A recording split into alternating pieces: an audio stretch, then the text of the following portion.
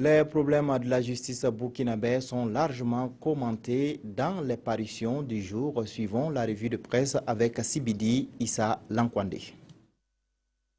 L'exécutif regretterait-il déjà l'indépendance accordée à la magistrature? Les récentes décisions de justice n'en finissent pas de faire jaser.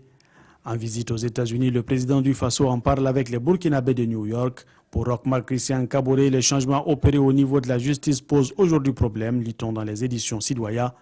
Des libérations interviennent sans que la justice ne communique pour en donner les raisons, explique-t-il, avant d'ajouter dans les colonnes de l'Observateur Palga que la séparation des pouvoirs n'est pas la grande muraille de Chine.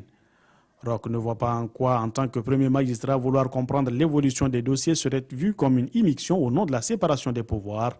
Si chacun doit se cloisonner pour travailler dans son coin, on n'aboutira à rien, lance-t-il. Pour le soir, le conflit est désormais ouvert entre l'exécutif et le judiciaire. En témoigne la multiplication des déclarations des hommes du pouvoir. D'abord le chef de l'État qui veut se refaire une place au sein du Conseil supérieur de la magistrature, puis le président de l'Assemblée nationale qui, lui, dénonce le pouvoir des juges, ce qui fait dire au journal que le pouvoir veut revenir au contrôle. Il y a un désir ardent et non contenu des dirigeants de ramener la justice à son ancien statut, écrit le soir. Comment? Certainement dans le cadre de la commission constitutionnelle chargée de réfléchir sur le passage à la Ve République. Le journal Le Tranché, l'indépendance de la justice est un principe universel, valable et indispensable dans un état de droit.